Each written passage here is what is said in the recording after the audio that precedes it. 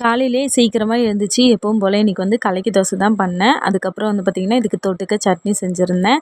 இன்றைக்கி குழம்புக்கு என்ன பண்ணுறதுன்னே தெரியல. சரி இப்போ புடலங்காய் தான் இருந்தது. அதனால் பருப்பு கொஞ்சோண்டு சேர்த்து அதே தேங்காய் அரைச்சி ஊற்றி ஒரு குழம்பு பண்ணி முடிச்சுட்டேன். அதுக்கப்புறம் பயிறு பொரியல் தான் செஞ்சுருந்தேன் நார்மலாக. அவ்வளோதான் இன்றைக்கி.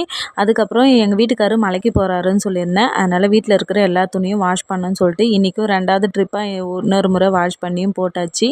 பாக்கு மரத்துலேருந்து பாக்கு அறுக்கிறதுக்காக ஆள் வந்திருந்தாங்க. அவங்களாம் அறுத்து முடிச்சுட்டாங்க. அதுக்கப்புறம் நானும் எங்கள் மாமியாரும் பழுத்தது தனியாக, காய் தனியாக, பச்சை தனியாக வந்து எடுத்து வச்சுட்டு இருந்தோம். அதுக்குள்ளே பக்கத்து வீட்டில் எங்களுக்கு தெரிஞ்சவங்க வந்து பார்த்திங்கன்னா, பிரியாணி செஞ்சுருக்காங்கன்னு சொல்லிட்டு கூப்பிட்டாங்க. எங்கள் மாமியார் மட்டும் வீட்டில் போய் சாப்பிட்டு வந்துட்டாங்க அவங்க வீட்லேயே. எனக்கு மட்டும் வந்து பார்சல் பண்ணி கொடுத்து அனுப்பிச்சிருந்தாங்க. அதுக்கப்புறம் இவ்வளோ வேலை செஞ்சதுக்கு பரவாயில்லப்பா அப்படின்னு சொல்லிட்டு நல்லா வந்து வயிறு ஃபுல்லாக பிரியாணி சாப்பிட்டு முடிச்சுட்டு, அதுக்கப்புறமா எடுத்துகிட்டு வந்த பாக்குக்கொட்டை எல்லாமே பேக் பண்ணி வண்டி வந்தது. அதனால் ஏற்றி அனுப்பிச்சிட்டோம். அவ்வளோதான். இந்த வீடியோ பிடிச்சிருந்தா லைக் பண்ணுங்கள், சப்ஸ்கிரைப் பண்ணுங்கள். வீடியோ பார்த்ததுக்கு நன்றி.